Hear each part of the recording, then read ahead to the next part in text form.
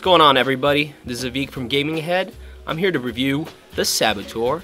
The game is fun, it's different, it's unexpected, and the biggest surprise title in my book for the year of 2009.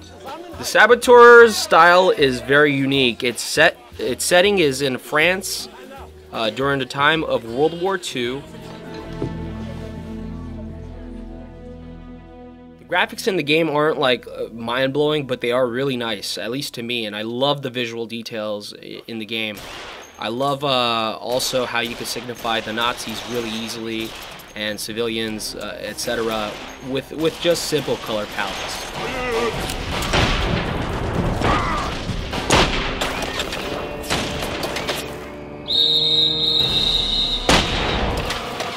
The problem with the game with me was that it takes really like 3 hours until things heat up and start getting exciting.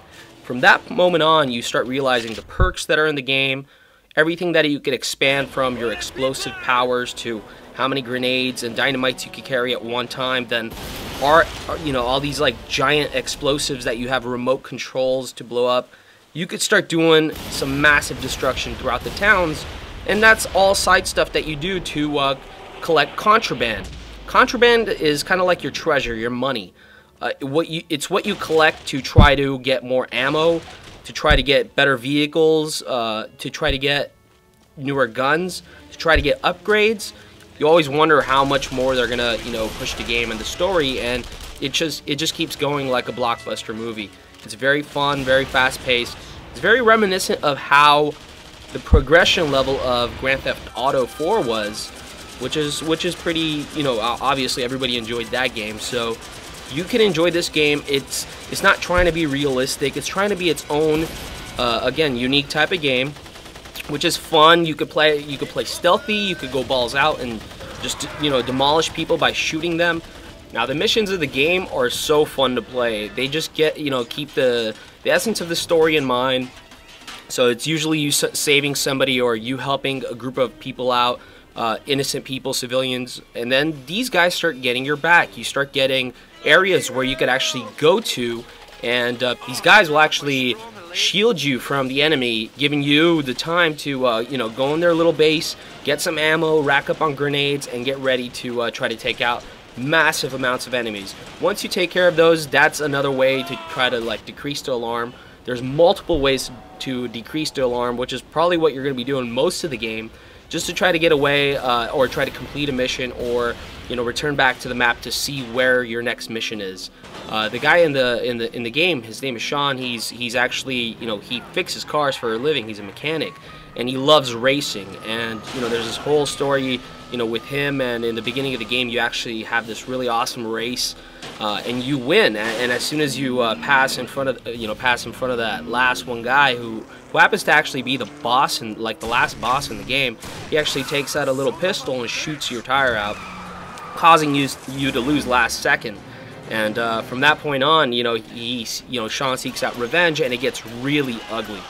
For a single-player game and an action, adventure like this one, like the Saboteur, it's very fast-paced. You always feel like you're playing, as quick as you can, just to beat the game. But I've been 10 hours into it, and I'm almost done with the game. So the game's value, is really, really nice. For a campaign, a single-player campaign, it's really up there in my books for, one of the best action-adventure games of the year. I really, really dug it. I'm having a lot of fun with it, and I'm starting to realize that it's the game that I've been playing the most lately. The dialogue in this game, the voice acting in the game is spectacular. In my opinion, it's really well done. I really love the guy who has Sean's voice. No! God! You fucking bastard!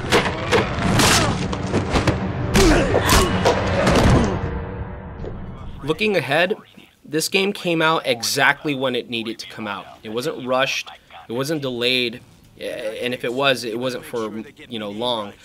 This was Pandemic Studios' last game, supposedly.